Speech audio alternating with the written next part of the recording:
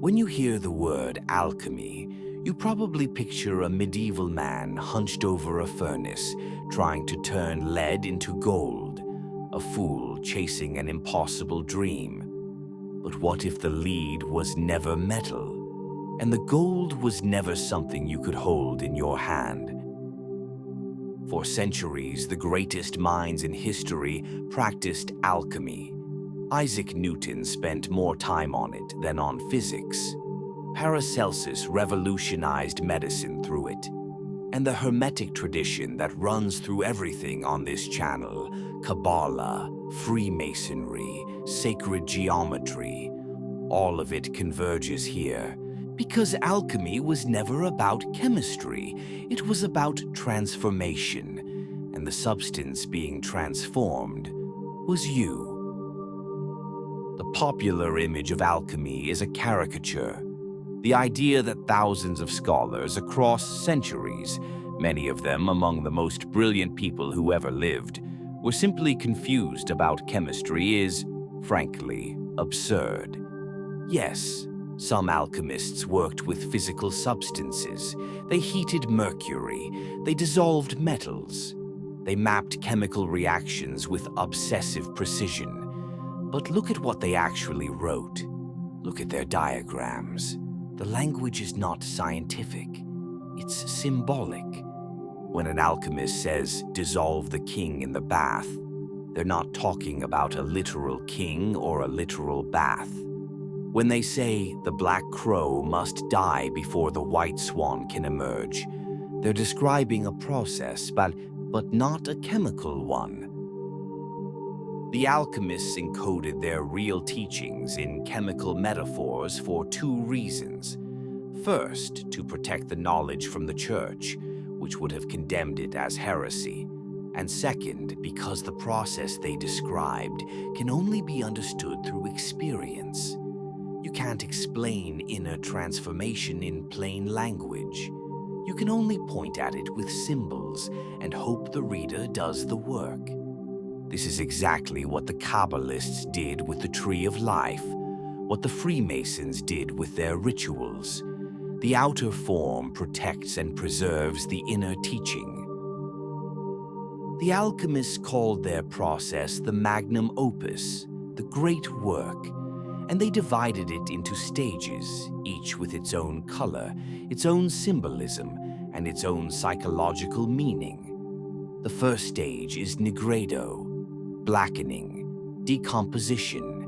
In the laboratory, this is when the raw substance is broken down, burned, reduced to ash. Psychologically, Nigredo is the dark night of the soul. It's the moment when everything you thought you were falls apart. Your certainties dissolve. Your identity cracks. Most people avoid Nigredo. It feels like failure, like depression, like the end.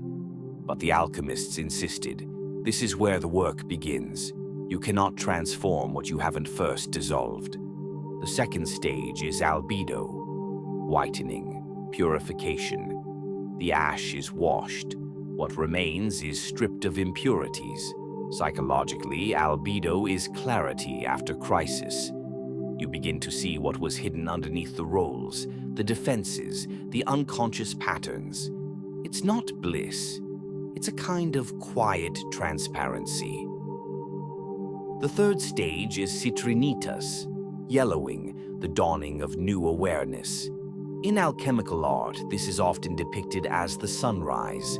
The gold is beginning to appear, not final gold, but the first signs of genuine integration. You start to act from a new center, not reacting from old wounds, but responding from something deeper. And the final stage is Rubedo, reddening, completion, the philosopher's stone. This is the union of all opposites, conscious and unconscious, masculine and feminine, spirit and matter. The alchemists depicted it as the chemical wedding, the marriage of the king and queen. Carl Jung spent 30 years studying alchemy.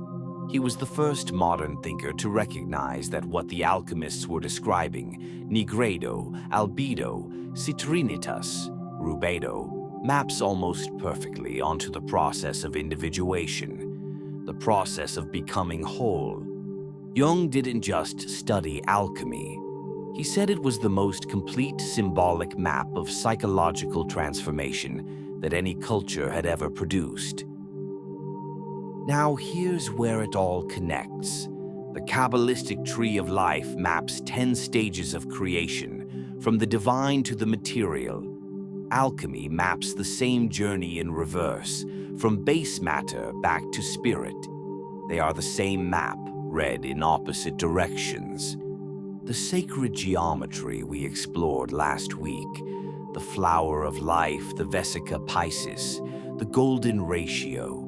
These are the structural principles underneath both systems.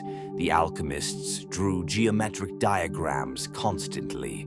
Their symbols are geometry encoded as transformation. And Freemasonry? The Masonic ritual of the 3 degrees, entered apprentice, fellow craft, master mason, mirrors the alchemical stages. The rough ashlar becomes the perfect ashlar. The raw stone is shaped, polished, made fit for the temple. Masonic ritual is alchemy performed as theater. The Hermetic maxim, as above, so below, which we've touched on in every video on this channel, is an alchemical principle. It means the transformation of the outer reflects the transformation of the inner. Change the substance, change the soul, change the soul, change the substance. This is why alchemy sits at the heart of the Western esoteric tradition. It's not a branch, it's the method.